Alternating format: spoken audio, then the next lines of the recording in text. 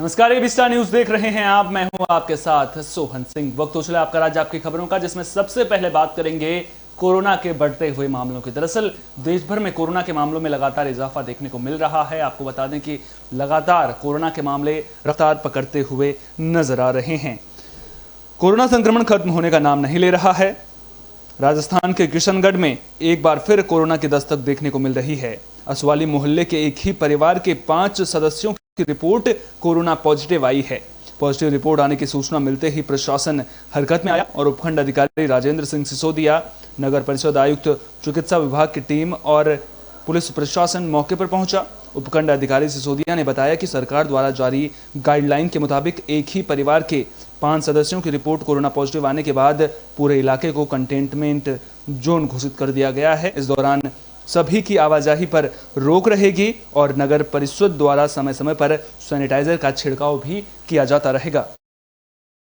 राजस्थान सरकार द्वारा कल जारी गाइडलाइन के अनुरूप यहाँ किशनगढ़ के इस ओसवाली मोहल्ले में एक ही परिवार से 5 लोगों के कोरोना पॉजिटिव पाए जाने की सूचना मिलने पर हम लोग अभी मौके पर मैं, पुलिस और चिकित्सा विभाग और नगर परिषद के आयुक्त सभी अधिकारीगण हम उपस्थित आए हैं और इस एरिया को कंटेनमेंट जोन घोषित किया जाता है। सभी अन्य जो लोगों की यहाँ आम आवाजाही को हम बंद रखेंगे और इस भवन को सैनिटाइज करना और इन लोगों के ऊपर ये 14 दिन तक होम क्वारंटीन रहेंगे। दरअसल अब कोरोना धीरे धीरे तेजी से पैर पसारता हुआ नजर आ रहा है, जिसके बाद सरकार भी लोगों से कोरोना गाइडलाइंस का पालन करने की अपील कर रही है और पुलिस भी लगातार लोगों से ये गुहार लगा रही है कि लोग कोरोना गाइडलाइंस का पालन करें।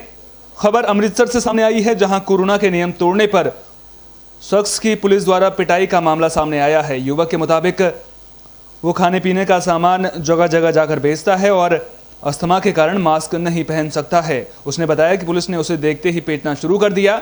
वहीं दूसरी ओर पुलिस अधिकारियों का कहना है कि उन्होंने केवल युवक को रोका और उससे मास्क ना पहनने की वजह पूछी। इतना सुनने के बाद युवक ने उनके साथ बदतमीजी करना शुरू कर दिया था, जिसके बाद युवक के पिता भी वहां पहुंचे। उनके मुताबिक युवक मानसिक रूप से बीमार है, जिस कारण युवक के खिलाफ कोई कार्रवाई नहीं की जाएगी। तो मामला पंजाब के अमृतसर से सामने आ रहा है, जहां पुलिस पर युवक की पिटाई करने का आरोप लगा है।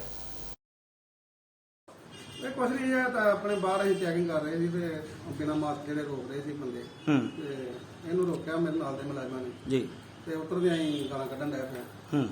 ਉਹ ਫਿਰ ਆਪਾਂ ਦੇਖਿਆ ਵੀ ਥੋੜਾ ਜਿਹਾ ਅਪਸੈਟ ਹੈਗਾ ਦਿਮਾਗੀ ਜੀ।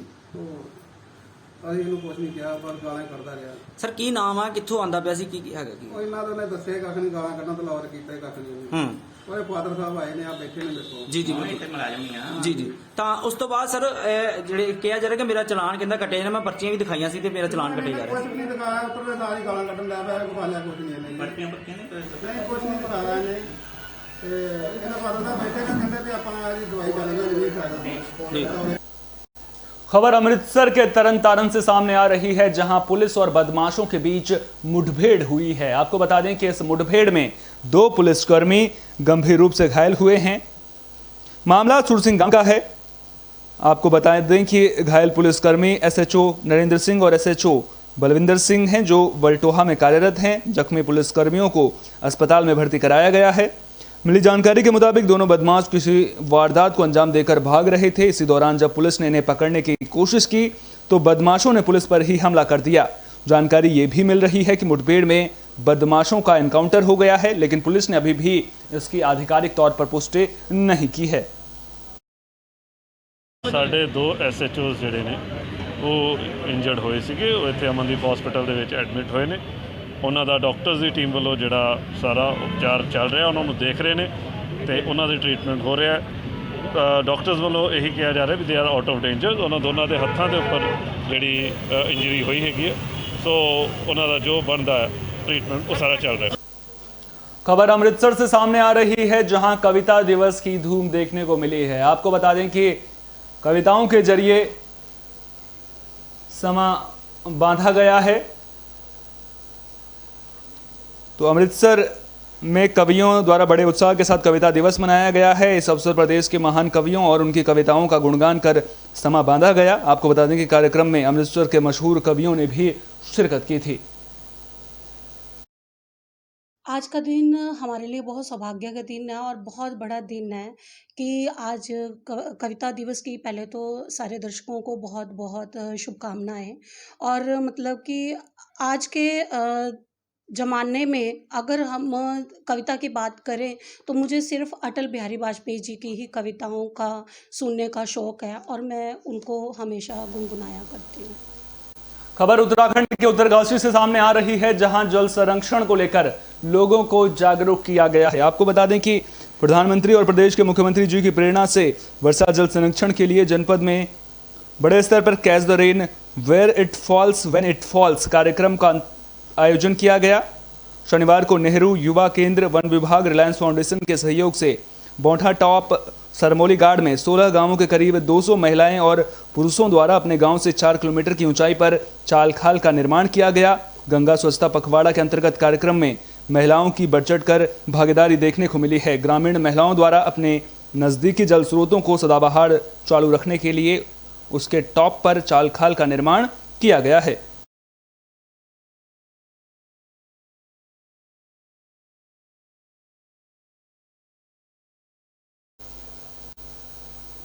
खबर बिहार के नवादा से है, जहां आईएमए का 17वां मिलन समारोह का आयोजन किया गया था। आपको बता दें कि इस दौरान आधुनिक चिकित्सा पर चर्चा की गई। चिकित्सा के क्षेत्र में नई जानकारियों का आदान प्रदान करने के उद्देश्य से बिहार शरीफ आईएमए सभागार में आईएमए द्वारा 17वां मिलन समारोह का आयोजन किया गया, जिसमें करीब देश के विभिन्न क्षेत्रों से करीब 500 चिकित्सक और राष्ट्रीय वक्ताओं ने हिस्सा लिया। समारोह का उद्घाटन मुख्य अतिथि के तौर पर एनएमसी के सदस्य डॉक्टर विजेंद्र कुमार के द्वारा दीप प्रज्वलित कर किया गया। इस मौके पर उन्होंने कहा कि चिकित्सा के क्षेत्र में हर दिन नई खोज होती रहती है।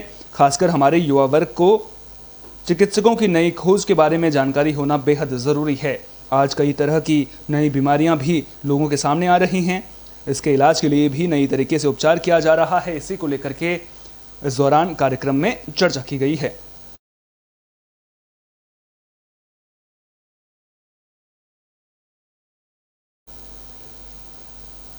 खबर राजस्थान के किशनगढ़ से सामने आ रही है। आपको बता दें कि यहां पर सड़क दुर्घटना का मामला सामने आया है। ट्रक और कार के बीच जबरदस्त भिड़ंत हो गई। भिड़ंत इतनी जबरदस्त थी कि कार के परखच्चे उड़ गए। जयपुर NH 8 बांदर सुंदरी चौराहे पर गाड़ी को घुमाते वक्त पीछे से आ रहे ट्रेलर ने टक्कर मार दी थी, जिसकी वजह से कार में सवार केंद्रीय विश्वविद्यालय के प्रोफेसर मैथिली RP सिंह गंभीर रूप से घायल हो गए। घटना की जानकारी मिलते ही बांदर सुंदरी थाना पुलिस मौके पर पहुंची और घायल को राजकीय यज्ञ नारायण पहुंचाया गया। घायल की तबीयत बिगड़ने पर उसे अजमेर के जवाहरलाल नेहरू अस्पताल रेफर कर दिया गया है। आपको बता दें कि इस हादसे के बाद हाईवे पर जाम लग गया था।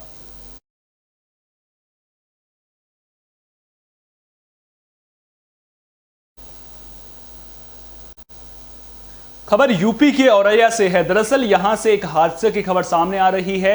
दादी और पोती की ट्रेन की चपेट में आने की वजह से मौत हो गई। मामले की जानकारी जैसे ही परिजनों को मिली, परिवार में मातम पसर गया।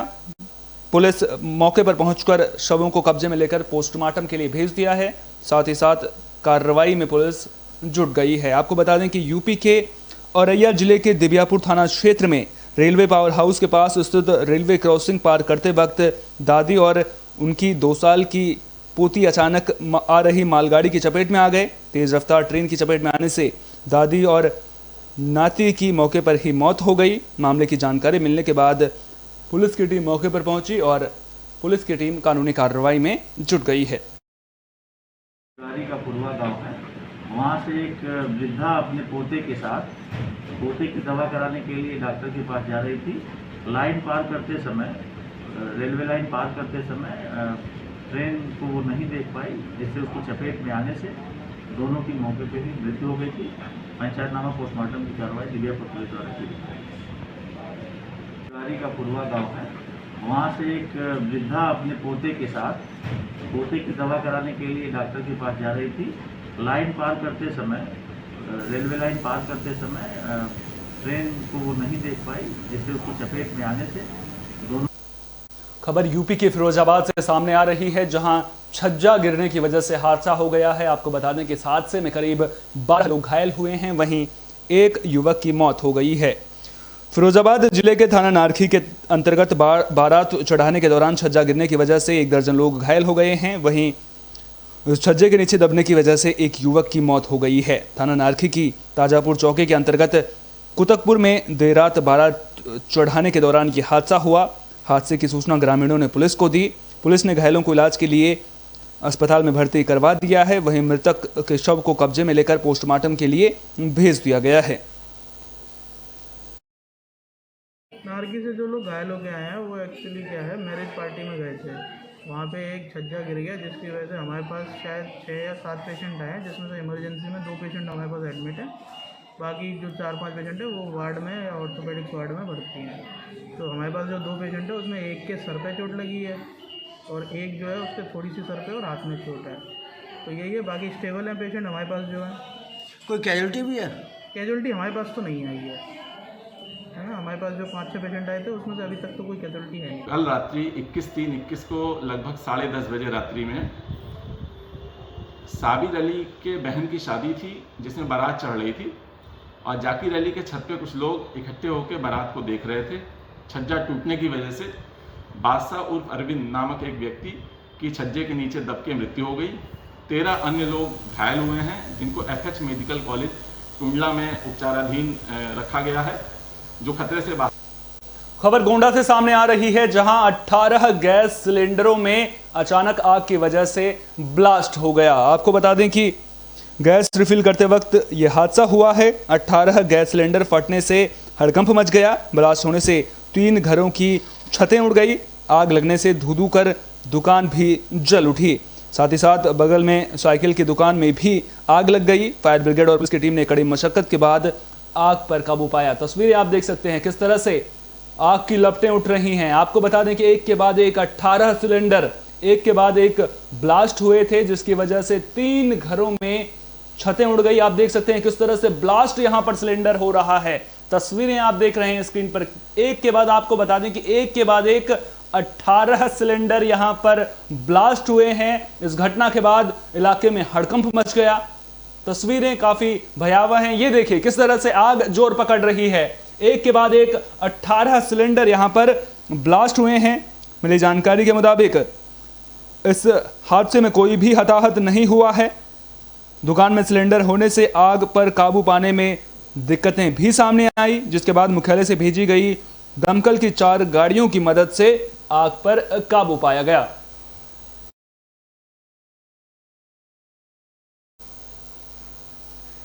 इस बुलेटिन में मेरे साथ इतना ही। देश और दुनिया की तमाम अहम खबरों के लिए आप देखते रहिए बिस्टा न्यूज। मुझे दीजिए इजाजत।